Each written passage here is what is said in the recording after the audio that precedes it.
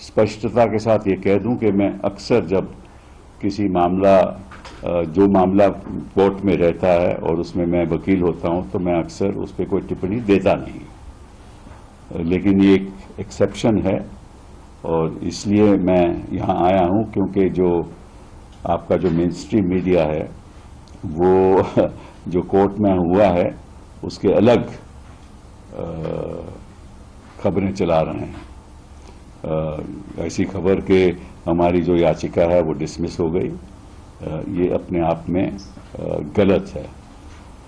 हुआ क्या कि हाई कोर्ट में जो टीएमसी ने दावा किया था वो ये था कि ये सर्कुलर गलत है और ये सर्कुलर होना नहीं चाहिए क्योंकि इस सर्कुलर के अंतर्गत ये कहा गया है कि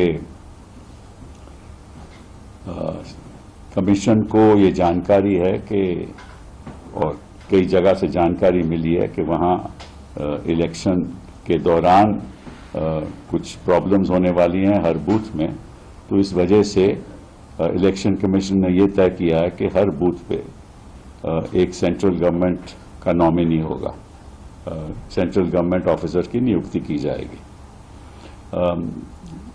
और हाई कोर्ट में ये मामला जब आया तो ये कहा गया कि वहाँ ऑलरेडी इलेक्शन कमीशन के मुताबिक वहाँ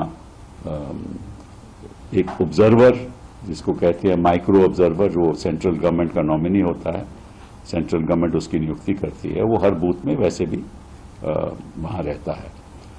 और उस साथ साथ में सारी पार्टी के पोलिंग एजेंट्स रहते हैं, सारी पार्टी के इलेक्शन एजेंट्स रहते हैं और फिर सुपरवाइजर भी रहता है, पोलिंग सुपरवाइजर। तो जब ये बात सर्कुलर पे आई तो सुप्रीम हाई कोर्ट ने कहा कि ये सर्कुलर ठीक है और ये जो फैसला इलेक्शन कमीशन ने किया है वो भी ठीक है।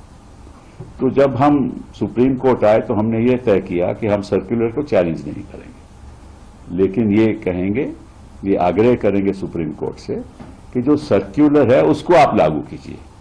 अब सर्कुलर 13 अप्रैल 2026 का है, तो वो सर्कुलर मैं आपको पढ़ भी देता हूं, पहले समझा दूंगा फिर पढ़ भी दूंगा।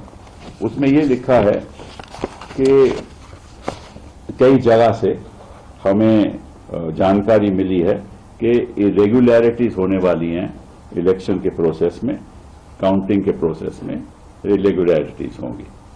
तो इसलिए हम चाहते हैं कि जो एक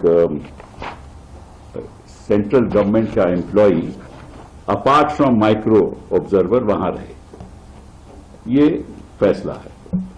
तो हमने फिर कहा कि उसी सर्कुलर के अंतर्गत, वो मैं पढ़ देता हूं, वो कहता है कि from further a dedicated module is being incorporated in ECI net for randomization of counting personnel and generating of counting ID cards. The salient features of the proposed module are as follows.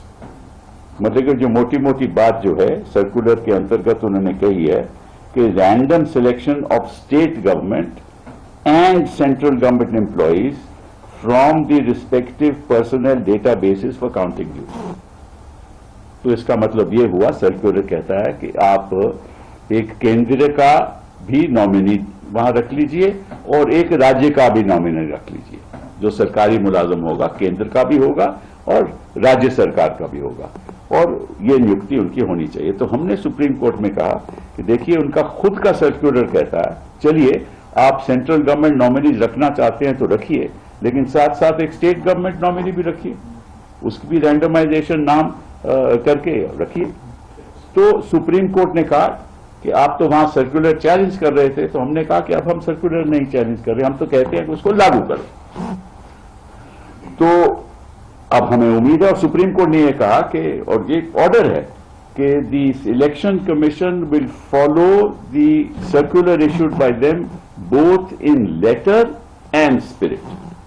मतलब कि उस circular को आप लागू करोगे और जो भी वहां लिखित है उसको लागू करोगे। और लिखित क्या है कि स्टेट गवर्नमेंट का नॉमिनी भी होगा और सेंट्रल गवर्नमेंट का नॉमिनी भी होगा, केंद्र सरकार का भी नॉमिनी होगा, राज्य सरकार का भी नॉमिनी है, जो दोनों गवर्नमेंट सर्वेंट होंगे। तो ये ऑर्डर हुआ है। जो मेन स्ट्रीम मीडिया चला रहा है वो ये है कि हमारी याचिका डिसमिस होगी, ये बिल्कुल गलत है और ऐसा होना नहीं चाहिए। अब ठीक है, आप गोदी मीडिया हो, आप उनकी गोद में बैठे हो, लेकिन इतना भी मत बैठो, मतलब कि सही जानकारी तो दो। इतना तो आप ऑलरेडी उनको जिता चुके हो, भाजपा तो आप जिता ही चुके हो, क्योंकि जब अमित शाह जी कहते हैं 170 सीटें आएंगी तो तुम कह रहे हो 190 आएंगी, तो तुमको तो बढ़ा चढ़ा के आप कर चुके हो। ठीक है, तो ये तो आपका नेचुरली आपका कुछ होगी बात जो हमें नहीं मालूम।